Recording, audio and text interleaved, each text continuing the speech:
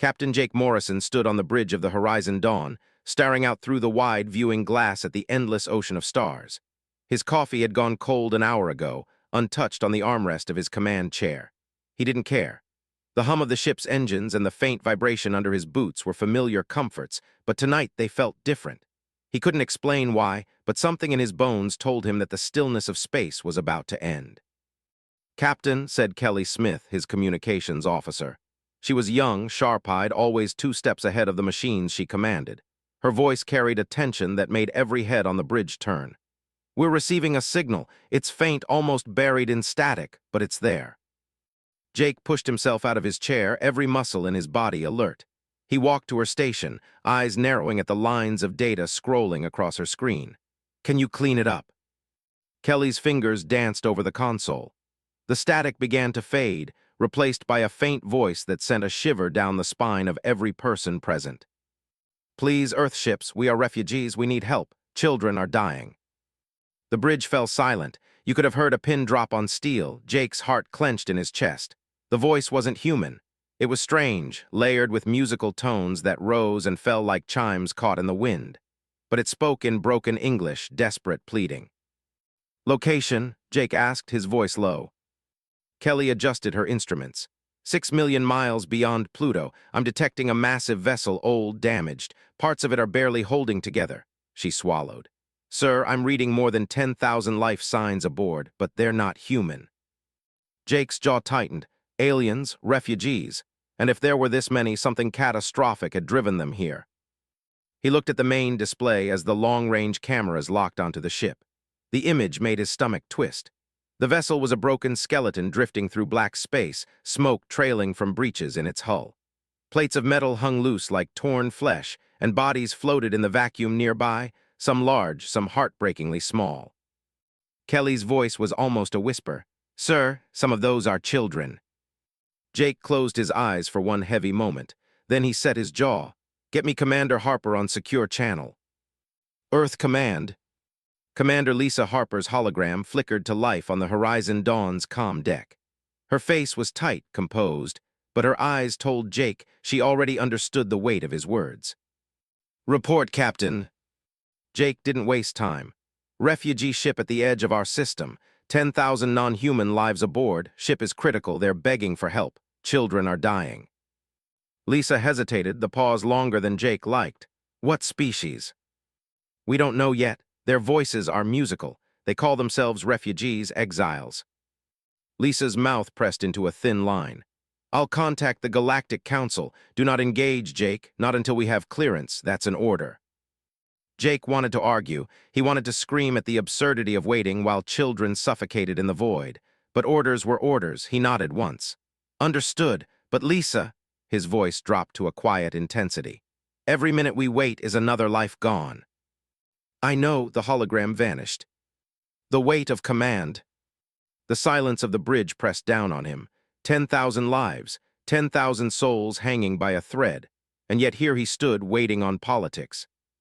"Sir," Kelly's voice was tentative, "do we just wait?" Jake stared at the broken image of the refugee ship, at the drifting shapes of bodies that had already been lost. He remembered another mission, years ago, when he had waited too long to act, and 50 colonists had died under pirate fire. He had sworn never again. "No," Jake said firmly. "She told us not to engage. She didn't say not to prepare. Start assembling medical teams. Get food, temporary shelters, everything we can carry. When the order comes, we move, fast." Kelly gave him a small smile, relief breaking through her fear. "Yes, sir." The Council's verdict. On Earth, Commander Harper faced the towering figure of Ambassador Zixatha, a blue-skinned alien whose 4 arms moved in sharp, absolute gestures. His black eyes gleamed with cold certainty. "The Cathara are exiles," Zixatha declared. "By order of the Galactic Council, no member world may aid them. They spread plague to 17 worlds. Millions died. They are contaminated and dangerous." Lisa's voice stayed calm, though her pulse thundered. "Ambassador, our scans show children aboard. Humanitarian aid is..." "No," Zixatha's gesture cut her off like a blade. "If Earth violates this order, you will lose your membership. Trade agreements, technology exchanges, defense treaties, all gone. You will be alone." Lisa's breath caught. Alone. Earth depended on council trade for food, medicine, defense. Cutting ties could cripple them. But in her mind's eye she saw those broken bodies drifting in the void, saw children gasping for breath. "And if we refuse to help?" she asked quietly. "They will find an empty world," Zixatha said, his voice flat, "and they will die." The hologram flickered out, leaving her office in silence. Lisa pressed her hands against the desk, staring down at Earth below, so peaceful, and yet about to be torn apart by a single decision. The president's choice. In the White House Situation Room, President Maria Santos listened as her advisors argued. Tom Wilson, her chief of staff, was pale and anxious. "Ma'am, if we lose council trade, our economy collapses. Food shortages, technology gaps, our people will suffer." Maria Santos was a small woman with gray hair and tired eyes, but she carried a steel that few could match. She looked at Tom and asked softly, "Do you have children?" "Yes, ma'am, 2 daughters." "If they were starving on a broken ship in space, would you want someone to help them, even if it cost everything?" Tom fell silent. Maria turned to the big screen where the refugee ship floated like a dying ghost. She thought of the voice that had begged for help, the plea wrapped in strange music. She thought of the word that mattered most: children. "Get me everything we know about the Cathara," she said at last, "and connect me to Captain Morrison." The breaking point. On the Horizon Dawn, the bridge crew watched as the refugee ship's lights flickered. Whole sections of the hull were collapsing into darkness. "Captain," Kelly cried, "they're sending another transmission. I've got it translated, mostly." The voice filled the speakers again, weak, fractured. "Please help us, air failing. Children cannot breathe." Jake's chest tightened. He could hear them, their voices layered like broken song, a desperate chorus echoing across the void. "How long until we can reach them?" he demanded. 8 hours at maximum speed," Kelly replied, "if the ship holds together that long." Jake stared at the screen, jaw clenched. He thought of Lisa's order. He thought of the council's verdict. He thought of the promise he had made to himself never to wait again while innocent lives slipped away. "Medical teams ready?" he asked. "Yes, sir." "Rescue pods fueled?" "Standing by." Jake exhaled once, slow and steady. Then he spoke the words that would change everything. "Set a course, we're going to get them."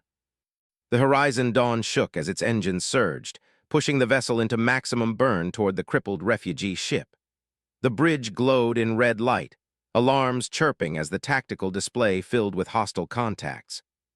"Captain," said Ensign Ramirez, voice unsteady, 12 Council warships on intercept vector. Estimated time to contact, 20 minutes. Jake Morrison stood tall in the center of the bridge, shoulders squared, eyes fixed on the screen. 12 ships. Sleek, angular, forged for war. Each one of them could tear his cruiser apart with a single volley, and they were directly between him and the refugees. "They know we've moved," Jake said grimly, "and they're not here for diplomacy." Kelly Smith glanced up from her console, worry written all over her face. "Sir, do we fight?" Jake's gaze swept over his crew. Young men and women, each trusting him with their lives. He thought of their training, of their courage. He also thought of the 10,000 desperate voices crying for help, just beyond reach. "No," Jake said, his voice carried the weight of command. "Not unless they fire first, but we're not stopping either. Helm, hold course for the refugee ship. Tactical, ready shields and weapons. Let's see how serious they are." Confrontation in the void. Minutes crawled by like hours as the Horizon Dawn hurtled forward. Then the Council warships lit up the comm channels. A harsh, guttural voice filled the bridge, accompanied by the imposing image of a 4-armed alien with gray skin and coal-black eyes. "I am Battle Leader Kexron of the Galactic Council. Earth vessel, you will cease your approach and withdraw immediately. The exiles you pursue are forbidden. They carry plague. They are dangerous. Stand down or be destroyed." The bridge fell silent. Kexron's words were law backed by the firepower of 12 ships. Everyone looked at Jake. Jake leaned forward on the console, his voice even. "Battle Leader, this is Captain Jake Morrison of the Earthship Horizon Dawn. The refugees are in distress. There are children aboard dying as we speak. Earth does not abandon children." Kexron's 4 arms moved in a gesture of disdain. "Your compassion blinds you, human. These creatures are not victims. They are contagion. If you interfere, you risk your world." Jake's voice hardened. Maybe, but if compassion is blindness, I'll take it, because at least we'll still see ourselves in the mirror afterward. The alien commander's black eyes narrowed. Final warning, human, withdraw or perish. The transmission cut. Earth in crisis. On Earth, President Maria Santos sat in the underground Situation Room, surrounded by her closest advisors. The screen before her displayed the growing standoff near Pluto. Her fingers tapped the arm of her chair as she listened to Admiral Scott Davis, head of Earth's defense fleet. Madam President, the Council has dispatched patrols into our system. If Morrison disobeys and engages, we risk open war. Our fleet is nowhere near strong enough to match theirs. Maria's chief of staff, Tom Wilson, looked pale. Ma'am, we're talking about losing everything, trade, technology, even defense treaties. Earth would stand alone, billions could starve. We can't defy the Council. Maria's eyes never left the screen. She thought of her own children, grown now, but once as fragile as those dying on the refugee ship.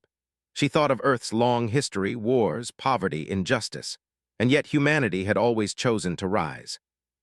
Tom, she said softly, if our ancestors had listened to fear every time, Earth would still be a cave lit by fire. We chose to step onto ships once before, into the unknown. We chose to help one another when it was easier to fight. Humanity has always been at its best when we do the hard thing. Her voice grew sharper. Get me Dr. Ben Clark. I want a biological analysis of the Cathara refugees before I make my final decision. The scientist's discovery. At Luna Base, Dr. Ben Clark was already working frantically. A specialist in xenobiology, he had spent years studying alien life, but nothing like this. Data streamed into his lab, readings from the Cathara ship's distress beacons, transmitted during their pleas for help. His assistant, a young researcher named Hannah, looked up from her console. Doctor, initial scans don't show any pathogens compatible with human biology. Their structures are crystalline. Ben frowned, adjusting his lenses. The readouts confirmed it. The Cathara weren't carbon-based at all. Their biology was silicon-based, more like living crystal than flesh. Hannah, he whispered, do you know what this means? The Council's story about plague doesn't make sense. These beings couldn't spread a disease to carbon-based species. It's like saying a rock could give you the flu. Hannah's eyes widened, so the Council lied. Ben leaned back, shock settling in. Not just lied, they condemned an entire species to death over it. He tapped his comm. Admiral Davis, get this to the President, now. The refugees' song. Back on the Horizon Dawn, the tension was suffocating. The Council fleet held position, weapons charged, waiting for Earth to blink. The refugee ship drifted just beyond them, its hull breaking apart with every passing hour. Captain, Kelly said suddenly, her voice trembling, we're receiving another transmission. It's not words this time. The bridge filled with sound, a haunting chorus of notes, rising and falling like crystal chimes wrapped in sorrow and pain. It was the Cathara's voice, not through translation, but raw and unfiltered. The crew listened in silence, hearts tightening. It was music, but it was also grief. It was a song of children crying for air, of parents begging for mercy, of a people on the edge of extinction. Jake felt something crack inside him. His hand tightened into a fist. Kelly, he said quietly, send them a reply, play them Earth's anthem. Her eyes widened, but she obeyed. Moments later, the sound of humanity's defiance filled the void, the solemn, rising chords of a song born of struggle and survival. Two alien voices, one of crystal sorrow and one of human resilience, met in the silence of space. The bridge crew sat straighter.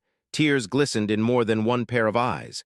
The Council might have the numbers, they might have the firepower, but Earth had something else. The President's decision. In the White House, President Santos listened as Dr. Ben Clark delivered his report. Madam President, the Cathara cannot carry diseases dangerous to humans. The Council's accusations are biologically impossible. These people were innocent all along. The room erupted into chaos. Advisors shouted over each other, some demanding caution, others urging action. Tom Wilson raised his voice above the din. Even if they're innocent, the Council will still punish us if we help them. Ma'am, billions of humans depend on the Council's trade. Are you ready to gamble all of Earth for 10,000 aliens? Maria's gaze was steel. It's not a gamble, Tom. It's a choice. between fear and compassion, between survival at any cost and living with dignity. She turned to the screen where Jake Morrison waited for her orders. His face was lined with tension, his eyes burning with resolve. "Captain Morrison," she said firmly, "you are authorized to begin rescue operations immediately. Bring those people home." The Council moves.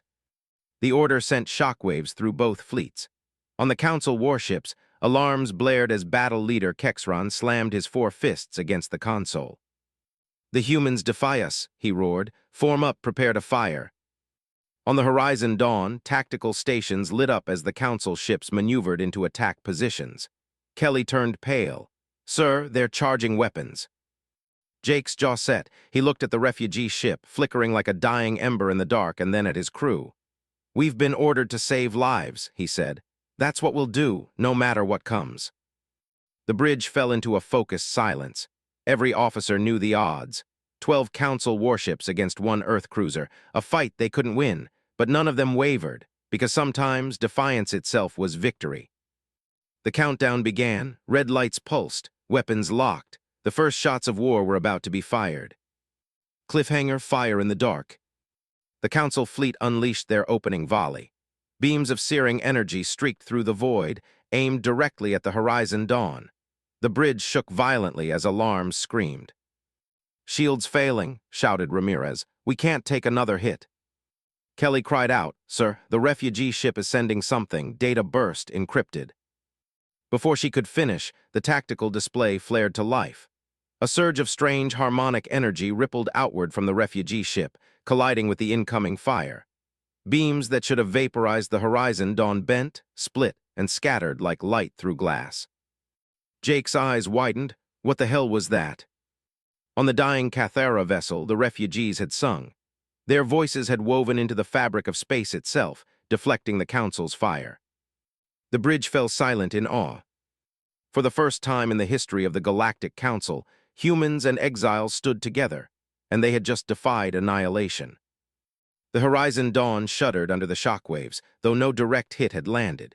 Instead of fire and ruin, the Council's opening barrage had broken against an unseen shield, a harmonic ripple of sound and light. The bridge crew sat frozen, staring at the screen where energy beams had bent like water around rock. Kelly Smith's voice cracked as she whispered, "They sang, and it worked." Jake Morrison's hands gripped the railing at his station. His pulse thundered. What did they just do? Ramirez, wide-eyed at the tactical console, shook his head. "Sir, it wasn't a shield, at least not like ours. It was resonance. They redirected the energy using sound frequencies. The Cathara just saved our lives." Jake allowed himself a single breath of wonder, but the tactical screen still blazed with enemy markers. 12 Council warships moving in for the kill, and only one Horizon Dawn between them and the broken refugee vessel. "Helm," Jake barked, snapping the bridge back into focus. "Stay on course. Medical shuttles launch prep. Rescue begins now."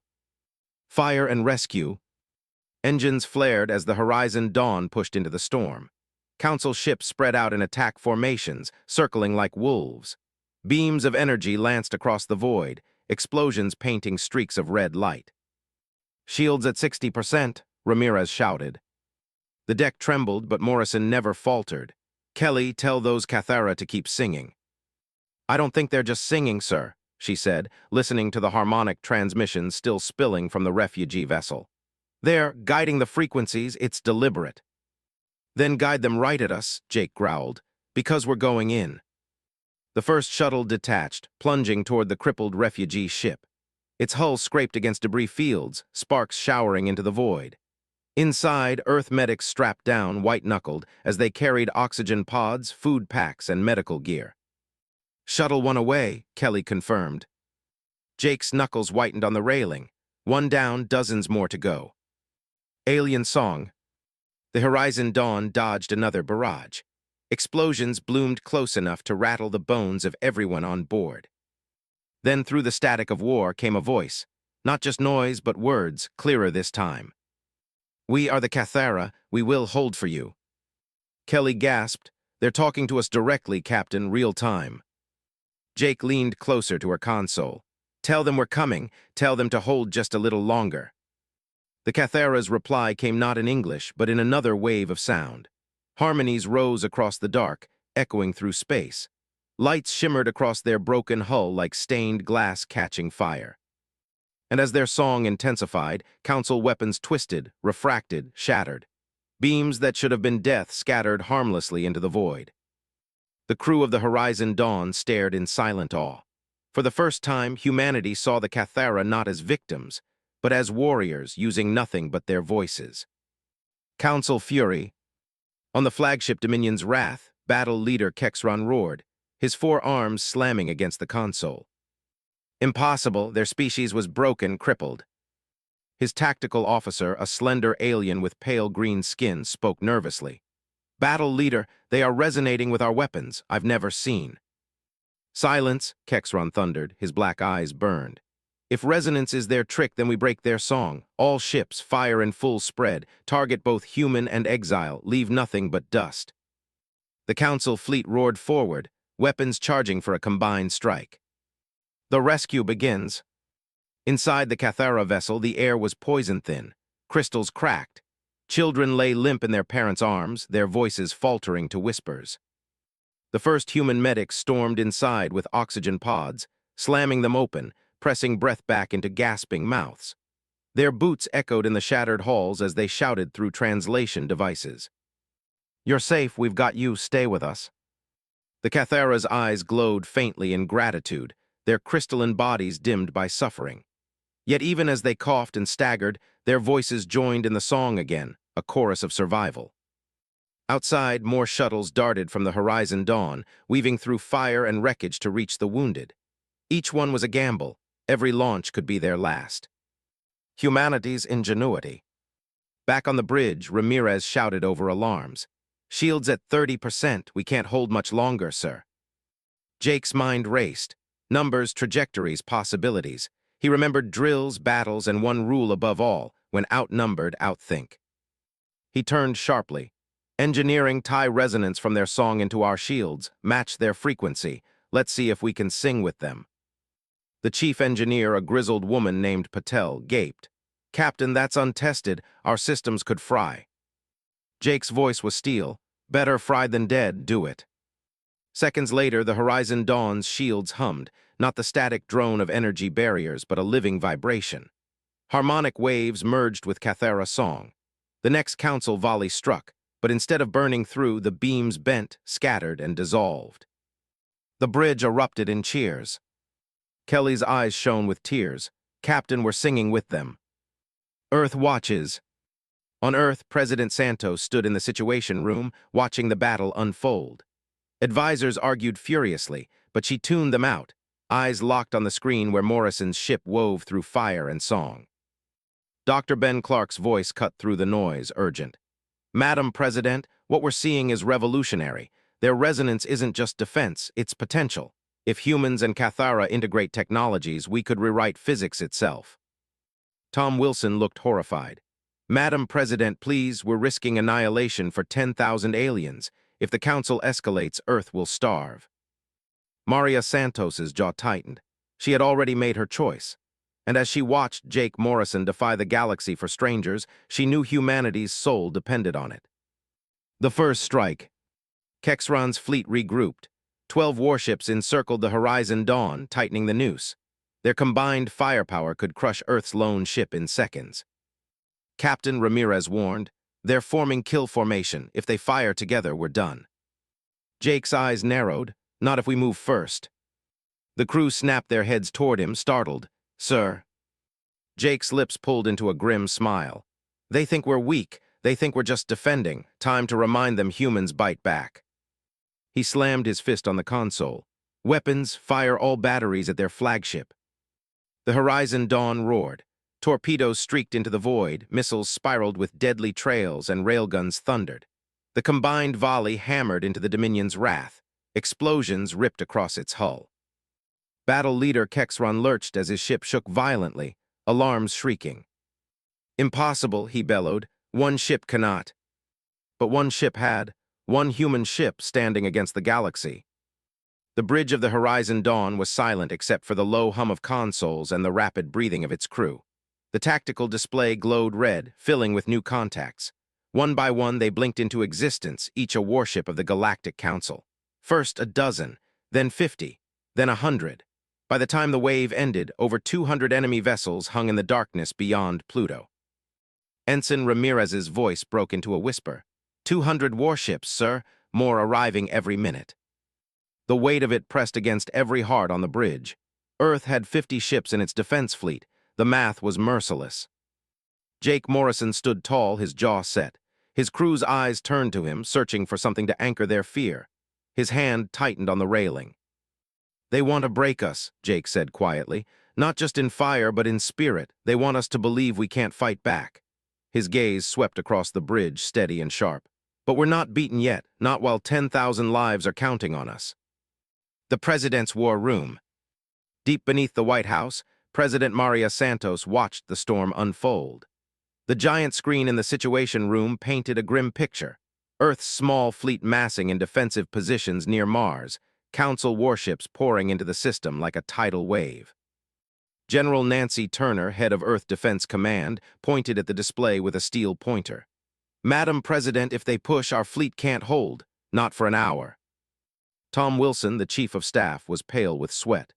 "Ma'am, it's madness. We can't fight the entire galaxy. If we hand over the Cathara now, maybe we can negotiate a—" Maria's sharp gaze cut him off. "Negotiate with war criminals, with butchers who exile children into space." She slammed her hand on the table. "If we give in, Tom, we won't just lose a battle, we'll lose our soul." Dr. Ben Clark leaned forward, his voice urgent. "Madam President, my analysis confirms the Council lied. The Cathara are harmless to us, but more than that, these people have knowledge. Their harmonic resonance isn't just defense. It could be the key to faster communication, to new energy. If we stand with them, we're not just saving lives, we're gaining allies who could change everything." The room buzzed with arguments, fear clashing with hope. Maria raised her hand for silence. Her voice cut through, calm but resolute. "General Turner, Admiral Davis has full authority to engage. Every Earthship will fight to defend the refugees. If this is war, then let the galaxy see who we are." Songs of memory. Inside the broken Cathara vessel, human medics worked feverishly to stabilize the wounded. The crystalline aliens glowed faintly as oxygen pods hummed around them. Children coughed weakly, their voices still catching at notes of song. In one shattered chamber, Cultural Officer Dr. Amy Foster knelt beside a tall Cathara scholar whose crystals were cracked with age. His voice shimmered like faint chimes. "You, humans, help us." "Why?" Amy pressed a water canister to his lips. "Because it's the right thing to do, because no one deserves to be abandoned." The Cathara's crystals dimmed with sorrow. "We were healers once, not plague bringers. We created medicines that saved worlds. We taught resonance to heal wounds, to purify air, to strengthen crops. But our knowledge was feared." Amy's brow furrowed. "Feared by who?" "The hegemony," the Cathara whispered, his tone deep and mournful. "They spread lies. They said we carried plague, but it was their weapon, a sickness meant to kill carbon life. We discovered the truth, and for that we were cast out." Amy's chest tightened. The Council hadn't just lied. They had buried an atrocity. She grabbed her recorder. "Captain Morrison needs to hear this." The Council's demand. On the flagship Dominion's Wrath, battle leader Kexron's face burned with fury. His flagship still smoldered from Morrison's strike, hull scorched and cracked. Around him, his officers trembled under his wrath. "Transmit to Earth," Kexron growled. "One last chance." Moments later, every comm channel across Earth and its fleet lit up. The alien's towering figure filled the screens, his four arms spread in cold finality. "Humans, you shelter criminals, you defy the Council. You stand alone against the galaxy. Surrender the exiles or Earth will burn." On the horizon dawn, Jake Morrison stood before the transmission, his crew watching him. He knew the Council's message wasn't just for governments. It was for every human being. Fear was the weapon now. Jake's voice cut sharp into the silence. "Battle leader, you can threaten us with numbers, you can threaten us with fire, but you've already lost something you can never regain, our respect. You call them criminals, I call them families. You call them plague, I call them people, and I'll fight to my last breath to protect them." Kexron's eyes burned black with hatred. "Then you will die screaming." The channel cut. The defense of Earth. Earth's fleet formed up under Admiral Scott Davis. 50 ships, each bristling with every weapon humanity could field. They were outdated compared to Council vessels, their technology less advanced, but they carried something the Council didn't expect: human ingenuity and desperation. On Mars, settlements prepared for bombardment. Civilian transports scrambled to shelter. Refugees were moved underground. The air itself seemed to tremble with dread. Admiral Davis's voice boomed across the comms. "This is Earth Defense Command. Council ships have violated our borders. We will protect the refugees. All vessels prepare for engagement." On the Horizon Dawn, Jake felt his crew brace. Engineers tightened harnesses. Medics prepped triage bays. Weapons crews whispered quiet prayers. Then Ramirez's voice rose, almost disbelieving. "Captain, the Cathara ship is transmitting again, not distress, something else." Kelly adjusted the channel, her eyes wide. "Sir, they're giving us frequencies, shield harmonics, weapon resonance maps. They're sharing everything." Jake's heart pounded. The Cathara weren't just singing, they were arming humanity. The battle erupts. The Council's armada advanced in perfect formation, 200 warships against Earth's 50. The sky beyond Pluto filled with fire as the first salvos were exchanged. Explosions blossomed across the void. Earth cruisers bucked under the force of enemy volleys, shields flickering, armor tearing. But where human ships should have died, Cathara resonance bent the blows. Shields hummed with living song. Weapons fired back with harmonic precision, guided by alien frequencies. The Horizon Dawn danced among giants, weaving through fire like a blade of light. Jake barked orders, his crew moving like one body. Railguns tore into enemy hulls. Missiles streaked and shattered frigates. And alongside them, the Cathara sang, voices rising in defiance, each note turning death into survival. But for every enemy ship destroyed, more pressed forward. Earth's fleet was bleeding, numbers dwindling. The Council meant to drown them in sheer force. A revelation of allies. In the chaos, Dr. Amy Foster's message reached the President. Maria Santos stood in the war room as the Cathara scholar's voice filled the chamber. "The plague was theirs, the hegemony's weapon. We discovered truth. For that, they exiled us." Gasps echoed through the room. Maria's eyes blazed. So it was never about plague, it was about power. Dr. Ben Clark nodded fiercely. "If this reaches the Council fleet, if their soldiers know they've been fighting for lies, they might turn." Maria's decision was instant. "Transmit it, on every channel, let the galaxy hear the truth." Cliffhanger, the turning tide. The recording spread like wildfire, hijacking frequencies across the battlefield. Soldiers on Council ships froze as the words rang out. Crews whispered, commanders faltered. The plague was a lie. The Cathara were innocent. On the Dominion's wrath, Kexron's fury was volcanic. Cut the transmission, silence them. But already ships across his fleet were wavering. Some slowed their fire, some broke formation. On the Horizon Dawn, Kelly gasped. "Captain, Council ships are standing down, not all of them, but dozens, maybe more." Jake's chest tightened, hope flickered where there had been none. Then this fight isn't just about survival, it's about truth. Outside, Earth's battered fleet faced 200 warships. But now, cracks were spreading in the Council's unity. And in those cracks, humanity saw a chance. The battlefield beyond Pluto was chaos. Earth's 50 ships held the line against a swarm of 200 Council warships. Explosions lit the void like firestorms, wreckage drifted among shattered hulls, and comm channels screamed with warnings. Yet through the chaos came a crack, ships breaking formation, weapons falling silent. On the Horizon Dawn, Ensign Ramirez's voice rang with disbelief. "Captain, 30 enemy ships, they've stopped firing. Some are turning their guns away." Jake Morrison's eyes narrowed. "Are they defecting?" Kelly Smith confirmed, her hands flying across her console. "I'm hearing comm chatter, crews demanding answers from their commanders. They're questioning the war." She looked up, her face pale and hopeful. "Sir, the truth is spreading." Jake felt his chest tighten. Against impossible odds, hope had found a foothold. "Then we keep pressing. Helm, push us toward the refugee ship. Medical shuttles, keep moving. Tactical, give those defectors room to act. Let's show them where the right side of history stands." Cracks in the Council. On the flagship Dominion's wrath, battle leader Kexron roared with fury, his 4 arms hammering the console. "Cowards, traitors, silence the transmissions. Execute any crew that hesitates." But the tide was shifting faster than fear could smother. On council cruisers, officers whispered, crews mutinied. Some ships powered down their weapons, refusing to fire on civilians. Others turned their cannons away from Earth's vessels altogether. Captain Zorkin of the Altarian heavy cruiser Thunder of Justice stared at his hegemony superior officer, command leader Hexron. Is it true? Did the hegemony create the plague?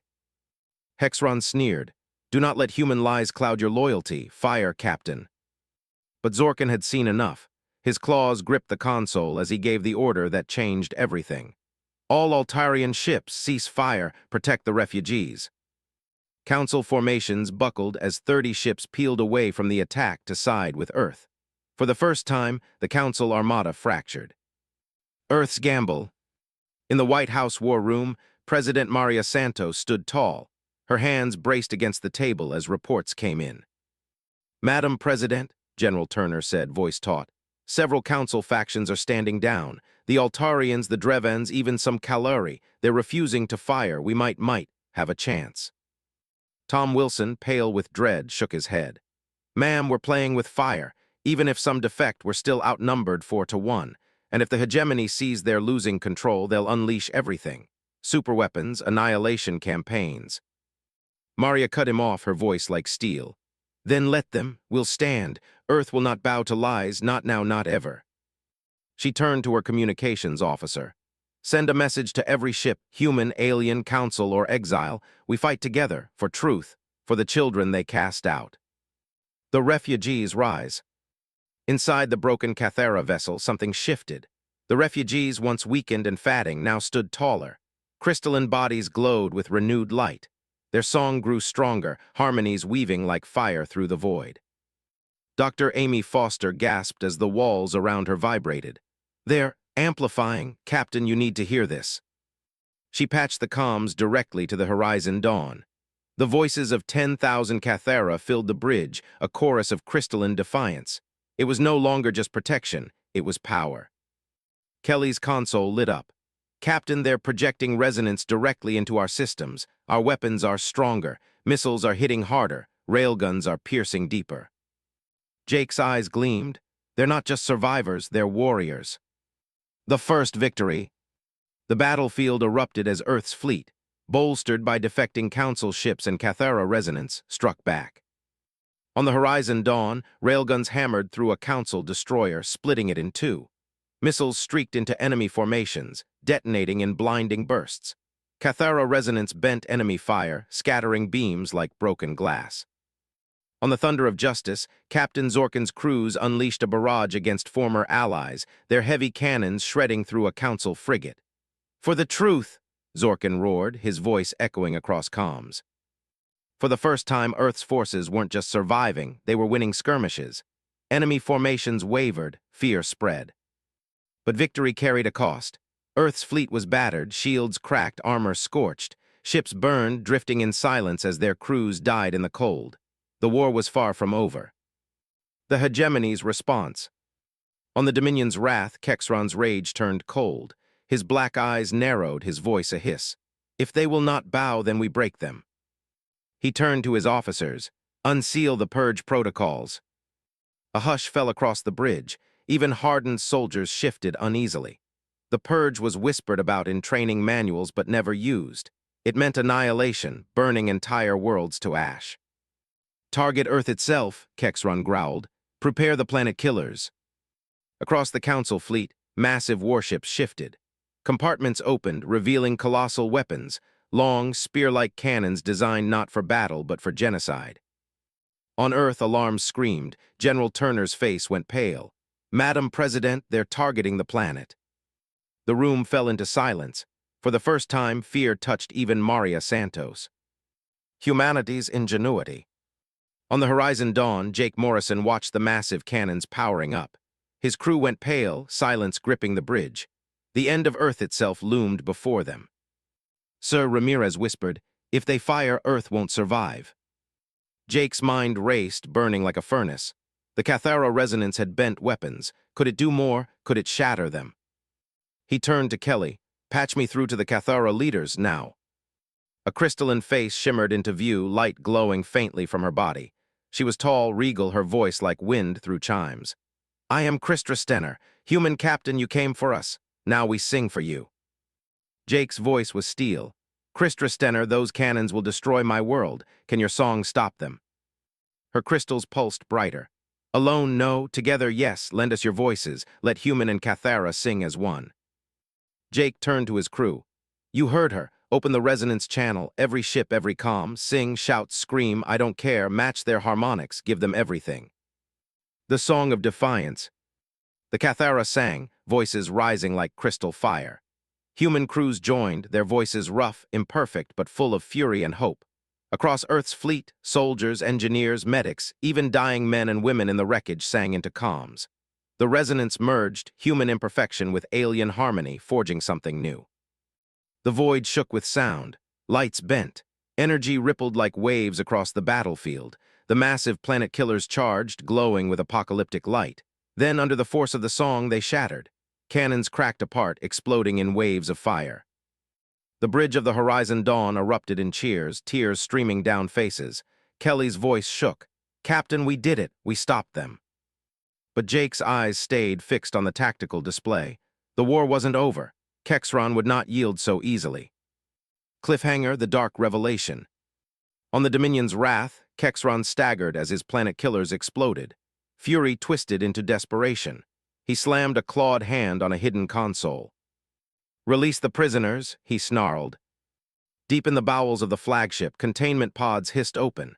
Inside were beings from other exiled species, beaten, broken, captured. Their bodies bore scars of experimentation. Voices wailed in agony. Jake's comms officer gasped. Captain, new signals detected. Thousands of life signs aboard the flagship, different species, refugees, slaves. Jake's stomach turned to ice. The Cathara weren't the only ones. The hegemony hadn't just exiled species, they had collected them, experimented on them. And now the truth was clear. This wasn't a war to save 10,000 refugees. It was a war to free millions. The battlefield beyond Pluto was aflame. Wreckage drifted like bones in the void, plasma fire lit the dark in violent bursts, and the dead floated among shattered hulls. Yet amidst the chaos, the revelation had struck like lightning. The hegemony's flagship wasn't just a warship. It was a prison. On the Horizon Dawn, Kelly Smith's voice shook as she read the life signs data. Captain, I'm counting over 50,000 beings aboard the Dominion's wrath. Not Cathara, different biology, multiple signatures, at least a dozen species. She swallowed. They're alive, imprisoned. The bridge went cold. Even hardened veterans felt the weight of that number. 50,000. Species thought dead, wiped out by plague or exile, were here, living, suffering, hidden in cages. Jake Morrison's jaw clenched. Patch this through to Earth Command. Everyone needs to see it. The truth goes public. In the White House war room, President Maria Santos stood frozen as the data poured across the screen. Alien life signs, recordings of containment pods, faint transmissions from tortured prisoners. It was undeniable. Dr. Ben Clark's voice trembled with anger. This proves everything. The hegemony didn't exile species for crimes or plague. They harvested them. They wanted their gifts, their knowledge. They locked them in cages to strip them bare. General Turner's voice was taut with fury. So this war isn't about order, it's about slavery. Maria's heart pounded, her breath sharp. Then the galaxy must see. Broadcast this on every channel, every frequency. Show them the truth. Within minutes, the revelation bled across the battlefield. Council soldiers froze mid-combat as screens and comms lit with images of alien captives. Cries of pain, chains glowing in sterile cells, voices pleading for freedom. And the words came with it. The plague was a lie. The exiles were prisoners. The hegemony enslaved them. The council fractures. On council cruisers, shock spread like fire. Crews argued with commanders, officers ripped insignias from their uniforms, weapons powered down. On the Altarian thunder of justice, Captain Zorkin's booming voice carried over fleet comms. You swore to defend the innocent. Now you see the truth. Who do you serve, the butchers or the broken? Ships wavered, formations collapsed. Dozens more defected, turning their cannons on the hegemony loyalists. Battle leader Kexron raged on the Dominion's wrath. Lies, human trickery, crushed them all. But even his officers glanced at him with doubt, their claws twitching, their voices trembling. The council was no longer united. The war had become something new, a rebellion. The refugees resolve. Inside the Cathara vessel, Kristrastenner gathered her people. Their crystalline bodies glowed brighter than before, voices rising in chorus.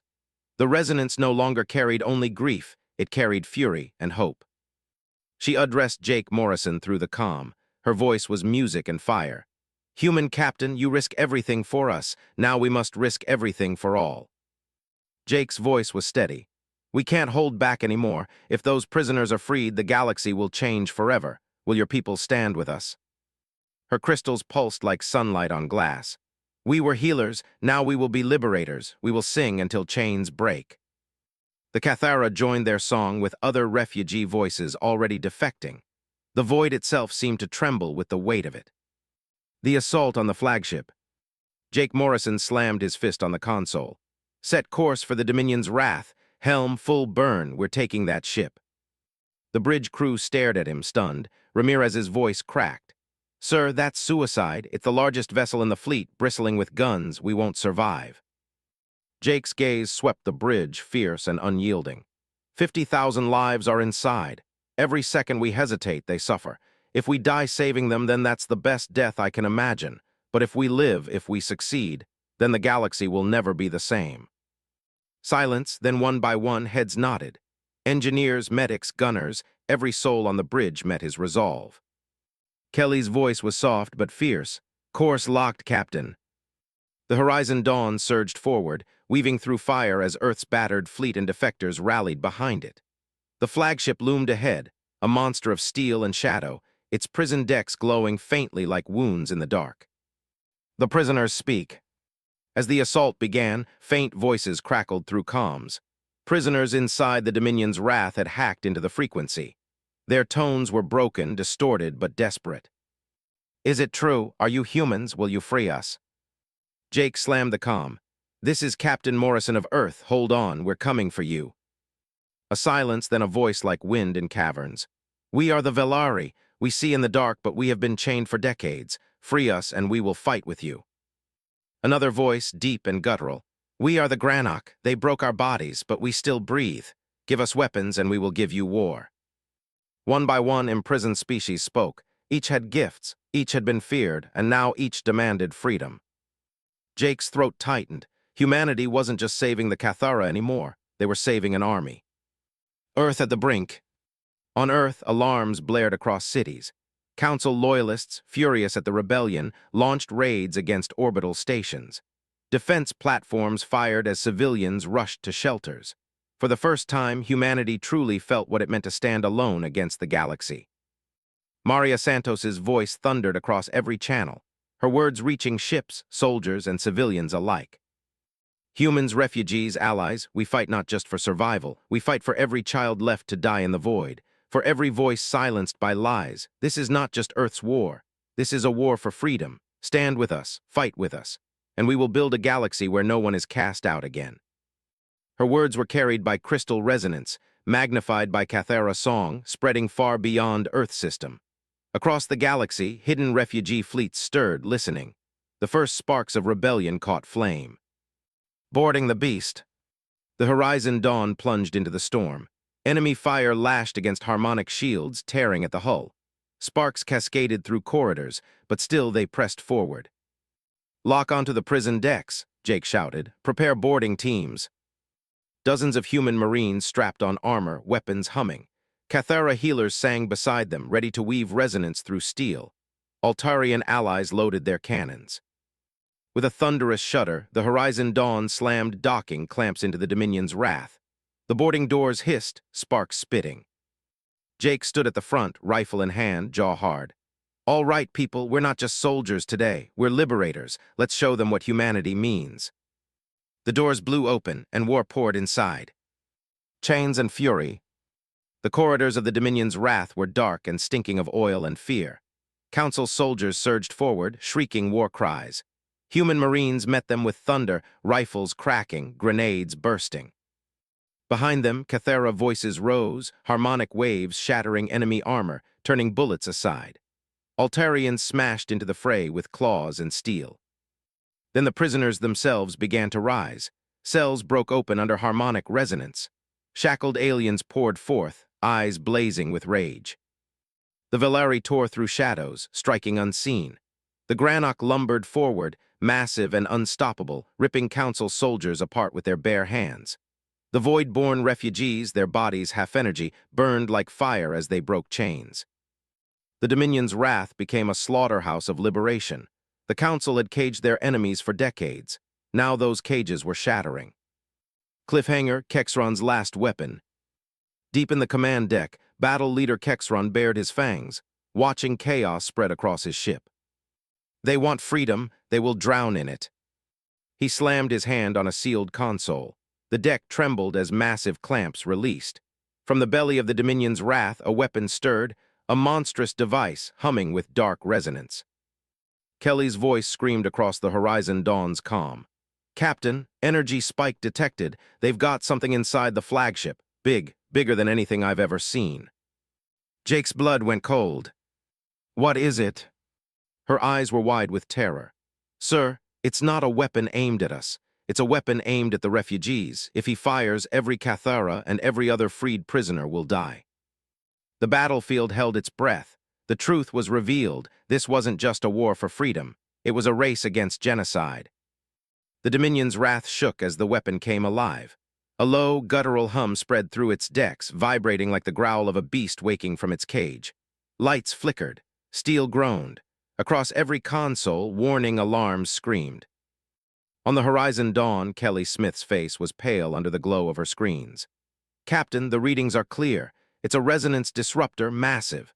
If it fires, every crystalline life form in range will shatter. Cathara, Velari, every freed refugee species. It'll kill them all in an instant." The bridge went silent.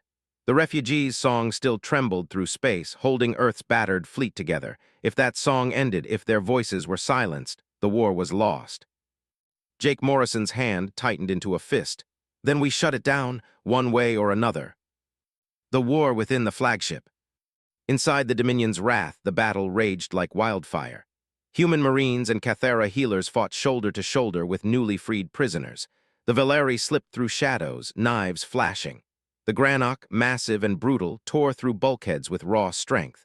Altarian defectors surged alongside them, their claws gleaming. But still the hegemony held the command decks. The resonance disruptor pulsed, charging brighter. Its glow bled through the walls like fire through cracks. Jake stormed forward with the first boarding team, rifle kicking against his shoulder. "Push to the core. That weapon fires, everyone dies." Beside him, Kristra Stenner's crystals glowed with fury. She sang, her voice splitting enemy armor like glass. Marines followed her voice like a beacon through the smoke. Bullets tore, plasma fire seared, but they kept pushing. Every step was paid for in blood. The President's choice. On Earth, alarms blared as orbital defenses tracked the resonance surge. General Turner's voice cut sharp. "Madam President, if that disruptor fires, our allies are finished. Every refugee dies, and without them, Earth is next." Tom Wilson's voice trembled. "We can't stop it from here. We could order a nuclear strike on the flagship, wipe it out before it fires." Maria Santos froze. Her heart pounded. A nuclear strike meant killing everyone aboard, the prisoners, the allies, even Morrison and his crew. She closed her eyes for a breath, then opened them. Her voice was steel. "No, we will not slaughter those we swore to save. This is Morrison's fight now. All we can do is hold the line." She turned to the comms officer. "Send to every ship, every soldier. Protect the refugees at all costs. Buy Morrison the time he needs." The core of shadows. Jake and his boarding team burst into the disruptor chamber. The air trembled with resonance, sharp and violent. At its center loomed the weapon, a monstrous array of crystal shards suspended in a humming cage, glowing with dark energy. And in front of it stood battle leader Kexron. His black eyes burned as he raised his blade.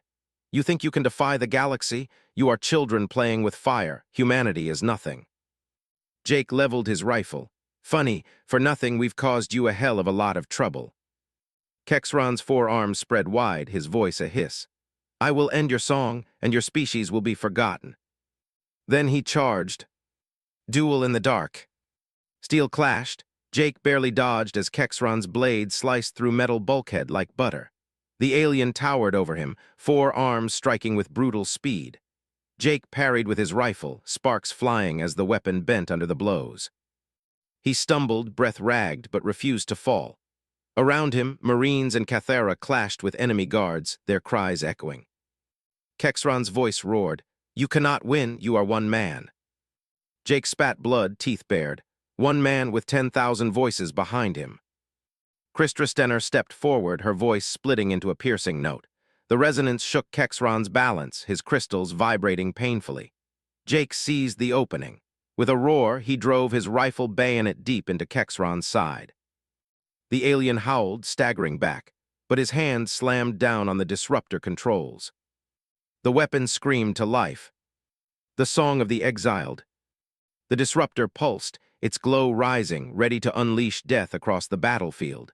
The Cathara cried out as the resonance tore at their crystals. Prisoners fell to their knees, clutching their bodies. Christra voice cracked, "It will kill us." Jake's eyes burned with desperation. "Not if we sing louder." He grabbed the comm unit, shouting across every channel. "All ships, all species, now sing, shout, scream, drown it out." Voices rose. Human crews bellowed war cries. Cathara harmonies soared like glass in sunlight. Valeri whispers slipped between notes.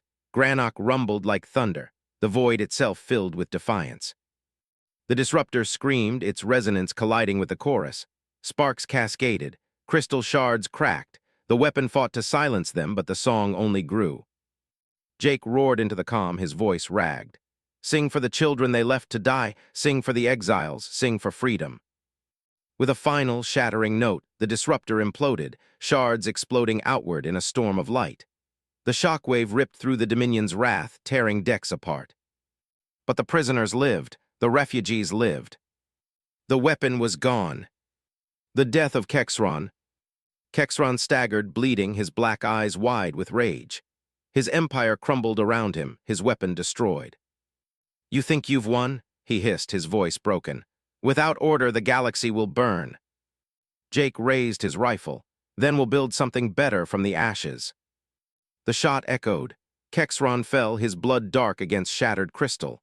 The battle leader of the hegemony was dead. The end of the battle. Word spread like fire. The disruptor was destroyed, Kexron was dead. Council ships faltered. Some fled, others surrendered, many defected fully, joining the refugees. Earth's fleet, battered but unbroken, roared with victory. Cheers echoed across comms, across cities, across colonies. Against 200 ships, against the galaxy itself, humanity and the exiles had stood and survived. On Earth, President Santos's voice carried across the stars. "Today, we did not fight alone. Today, we stood with the exiled. Humanity chose compassion over fear, and together we won. This is not the end, it is the beginning." The birth of the free worlds. Months later, a new assembly convened. Not on Earth, not on a council world, but on Mars, a neutral ground where human and refugee could stand side by side. The chamber was vast, designed for dozens of species. Crystal banners of the Cathara hung beside Earth's flag. The Valeri shimmered in shadowed alcoves. The Granok stood like mountains, solemn and proud. President Santos stood at the podium, her voice echoing. "We are no longer council. We are no longer alone. We are the Free Worlds Alliance, born of compassion, forged in fire, dedicated to truth." Applause thundered, voices of a dozen species rising together. For the first time in history, the galaxy had something new, a union built not on fear, but on hope. A quiet moment. In the gardens of Mars, Jake Morrison sat with Christra. Children of human and Cathara played together among the red dust, their laughter carrying in the thin air. Christra crystals glowed softly. "Do you regret it, Captain? Defying the council, risking all." Jake smiled faintly, watching the children. "Not for a second. We showed them what humanity means, not power, not fear, compassion." Her voice was soft, like chimes in the wind. "Then perhaps your people are not so different from ours. Perhaps that is why our songs found harmony." Jake leaned back, the weight of war heavy on his shoulders, but his heart lighter than it had ever been. "The galaxy tried to silence you, but now your song will never end." Epilogue: A New Dawn. Far across the stars, in hidden systems, other exiled species heard the broadcast of victory. The message was clear. Earth would fight for them. The Free Worlds Alliance was real. The galaxy's old order was broken. But shadows still lingered. Loyalist hegemony forces scattered, vowing revenge. Secrets remained buried in forgotten systems. The war was not over, it had only changed shape. Yet for now, hope burned bright. Humanity had chosen, and in that choice they had lit a fire that could not be extinguished. Jake Morrison stood on the balcony of the Mars Assembly, looking at the stars. Once they had been distant and cold. Now they felt alive, filled with voices, songs, and possibilities. He whispered to himself, a vow carried into the void. We will never let them be exiled again.